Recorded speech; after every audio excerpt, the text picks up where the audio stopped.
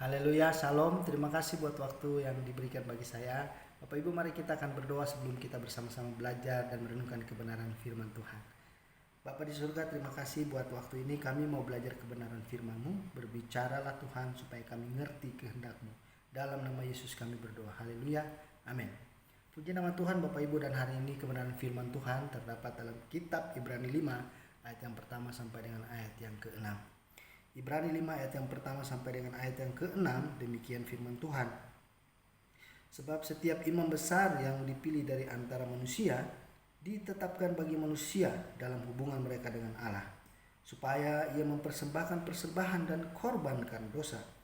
Ia harus dapat mengerti orang-orang yang jahil dan orang-orang yang sesat, karena ia sendiri penuh dengan kelemahan, yang mengharuskannya untuk mempersembahkan korban karena dosa, bukan saja bagi umat, tapi juga bagi dirinya sendiri.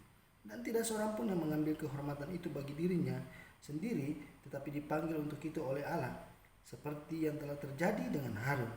Demikian pula Kristus tidak memuliakan dirinya sendiri dengan menjadi imam besar, tetapi dimuliakan oleh Dia yang berfirman kepadanya, "Anakku, engkau telah kuperanakan pada hari ini, sebagaimana firman-Nya dalam satu nas lain, engkau adalah imam untuk selama-lamanya menurut peraturan Melkisedek." Bapak Ibu saudara-saudara yang terkasih, dari kebenaran firman Tuhan ini saya berikan temanya adalah imam yang sempurna di segala zaman. Berbicara tentang imam, tentunya latar belakang atau seorang imam di dalam kitab Perjanjian Lama telah menjelaskan kepada kita bahwa imam adalah mereka yang memiliki jabatan sangat tinggi, bahkan paling tinggi bagi agama Yahudi, karena mereka juga adalah orang-orang yang telah menjadi penghubung atau menjadi perantara antara jemaat dengan Allah, dan begitu juga sebaliknya. Bapak Ibu, di dalam kitab Ibrani 5 ayat yang pertama sampai dengan ayat ke-6 ini, Rasul Paulus juga ingin menjelaskan kepada kita dan memaparkan beberapa hal yang untuk kita dapat ketahui.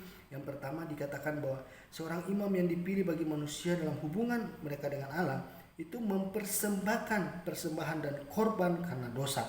Jadi tugas yang mereka kerjakan atau tugas seorang imam adalah mereka harus bisa memberikan persembahan syukur dan juga mempersembahkan korban, yaitu korban penebusan dosa dan salah. Yang kedua juga dikatakan bahwa seorang imam harus dapat mengerti orang-orang jahil, orang-orang sesat. Mengapa Bapak Ibu? Rasul Paulus juga menjelaskan kepada kita dan dikatakan bahwa karena mereka memiliki kekurangan dan kelemahan. Ternyata seorang imam itu juga mereka adalah sama seperti saudara dan saya. Mereka adalah manusia biasa yang punya kelemahan dan kekurangan. Tapi karena status atau jabatan yang disandangnya sebagai seorang imam mengharuskan dia untuk bisa memberikan persembahan korban, yaitu korban penebusan dosa, dan ketika mereka dapat mempersembahkan itu dan Allah berkenan, maka Allah menerima doa-doa mereka. Bapak Ibu, di dalam ayat yang keempat juga dijelaskan kepada kita bahkan dan tidak seorang pun yang mengambil kehormatan itu bagi dirinya sendiri. Artinya Allah tidak menghendaki bahwa kehormatan itu diambil bagi dirinya sendiri atau untuk kepentingan dirinya sendiri, tetapi yang dilakukannya adalah Allah, karena Allah yang berkenan kepadanya. Jadi seorang imam yang dipilih atas kehendak Allah itu akan membuat Allah berkenan kepadanya. Bapak Ibu, di sini ada hal menarik yang kita dapat lihat dikatakan oleh Rasul Paulus dalam ayat yang kelima, seorang pribadi yang namanya Yesus Kristus.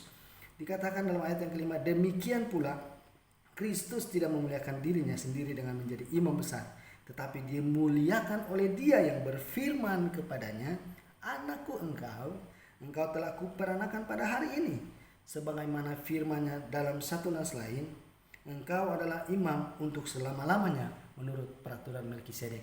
Artinya di dalam peraturan Melkisedek bahwa seorang imam itu adalah mereka yang dapat mempersembahkan korban atau mereka dapat mempersembahkan korban penebusan dosa dan salah. Nah, ini yang kita dapati di dalam seorang pribadi yang bernama Yesus. Yesus Kristus itu kita dikatakan tadi dia tidak memuliakan dirinya sendiri, tetapi Bapa di surga yang memuliakannya. Bapa di surga yang bangga terhadapnya oleh karena apa yang telah dikerjakan.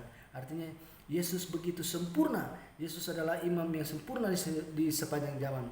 Yang kita dapati di sini perbedaannya adalah Yesus itu bukan hanya menjadi imam yang mempersembahkan korban, tetapi Dia sendiri adalah korban yang telah Allah persembahkan bagi kita. Firman Tuhan berkata, karena besar kasih Allah akan dunia ini, Ia telah mengaruniakan anaknya yang tunggal, supaya setiap kita yang percaya tidak binasa, melainkan memperoleh hidup yang kekal. Bapak Ibu saudara-saudari yang terkasih dalam Tuhan, Dari sini apa yang dapat kita pelajari dari keteladanan yang telah Yesus berikan kepada saudara dan saya. Yang pertama saya mau katakan bahwa keteladanan Yesus dan ketaatannya disalibkan dan kebangkitannya dari antara orang mati adalah jalan kesempurnaan untuk menjadi imam besar bagi semua umat manusia. Oleh karena itu hal yang dapat saya sampaikan kepada kita, kita perlu menjadi orang yang berbahagia. Kita memuji Tuhan, memuliakan Tuhan karena Dia telah menjadi imam yang sempurna di dalam kehidupan kita. Dia adalah pokok keselamatan yang abadi bagi kita semua, dan ketaatan Yesus telah membuktikan bahwa Dia adalah Tuhan yang setia. Jadi ketika kita memuji Tuhan, dari kita memuliakan Dia, karena Dia telah menjadi pokok, maka Tuhan akan menjadi jawaban di dalam setiap doa-doa saudara dan saya. Oleh karena itu, apa yang dapat saya sampaikan kepada kita, mari kita belajar dari keteladanan yang telah Yesus lakukan untuk telah menjadi imam besar bagi saudara dan saya. Dan begitu besar kesetiaannya membuat kita menjadi orang-orang yang merdeka dan diselamatkan. Tuhan Yesus mengasihi kita semua. Shalom.